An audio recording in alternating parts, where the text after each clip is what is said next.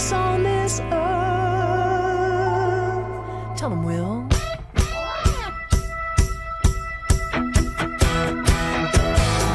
Rock steady till the wheels fall off and the lights go out. I'll be right. So good. That is Can't Lose Me from friend of the morning show, Amanda Marshall. Amanda is back with the deluxe edition of her Juno Award-winning album, Heavy Lifting, just ahead of her cross-Canada tour, celebrating 3 decades since her breakthrough album. And Amanda joins us now. Welcome back. Thank you. All right, last time you were here, we talked about you making your comeback after a couple decades away from music. So how has it been? How's the return been? It's been amazing. First of all, I just have to say, I was just telling you this off the air, but I'm going to say it again. I have nothing but the deepest, most abiding respect for you people because I just came back from Germany. We did a big morning show in Germany. 2:30 in the morning. We had to get up. Unbelievable.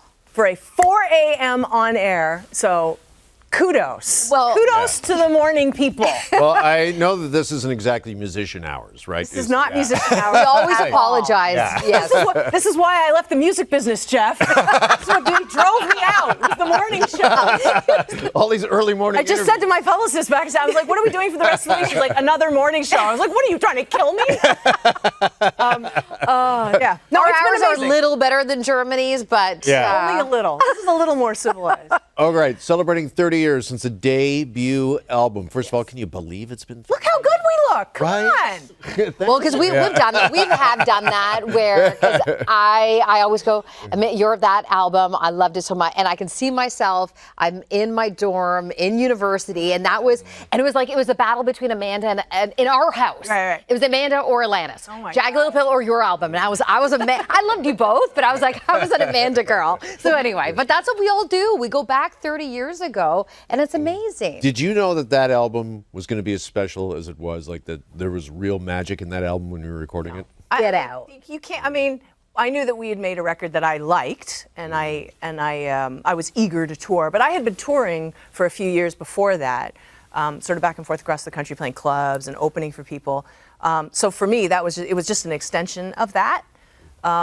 But yeah, one of the things that's been most satisfying about coming back, honestly, is that because when you're doing it the first time, you're sort of insulated. You're in kind of a bubble. Out of necessity, this infrastructure sort of springs up around you because you're busy, and there are a lot of people who have to help you do the job, and that kind of, I think, prevents you from really soaking in a lot of, and it's a lot coming at you. It's a lot of like energy, and you have to kind of remember it's not really about you, it's about the material, and these songs are like old friends for people. They attend births and deaths and funerals and weddings and graduations. So the second time around was a little more sweeter than you So the second time around, I've been able to really soak it in. The second time around, I don't really have anything to lose, and I'm kind of, there's no pressure, so I'm really able to kind of look people in the eye and have real conversations with people about it. But even knowing what to expect too, with regards to the music industry and the machine that it is, even with the publicity, so even with coming here and coming on the shows and doing all that, with you knowing what you're getting into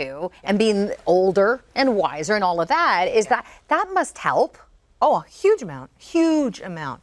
I have said this countless times, and I'll say it again.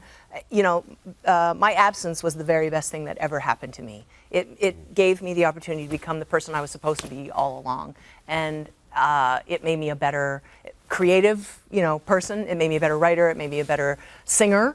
It made me a better band leader. It made me, and in my personal life, it gave me coping skills that I wouldn't have had otherwise. Because you really do get the opportunity not to be stunted.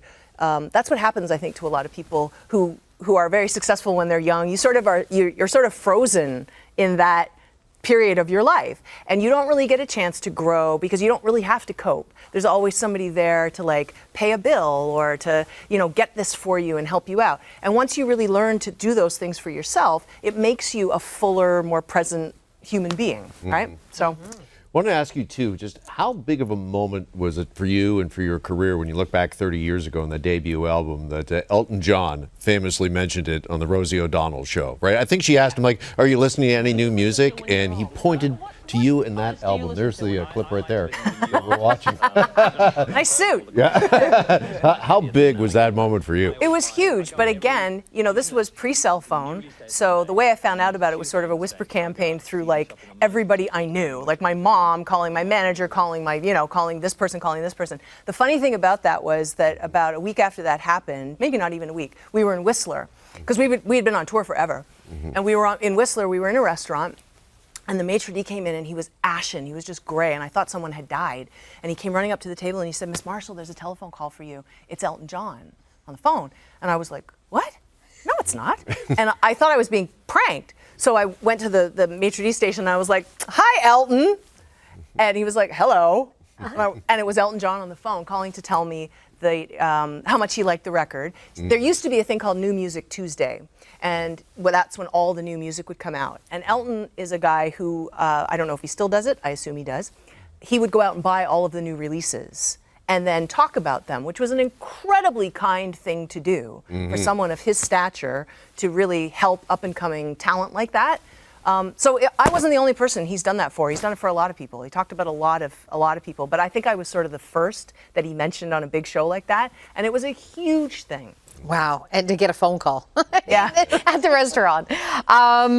Quickly, we also it was just announced this morning that you'll be performing at the 2026 Canadian Songwriters Hall of Fame induction Yes! ceremony. Okay, so this isn't a brag. I know we probably only have a couple of seconds. I have to say why I'm doing this. So Loverboy is being inducted this year. Yeah. I'm going to ask you, okay. Yeah.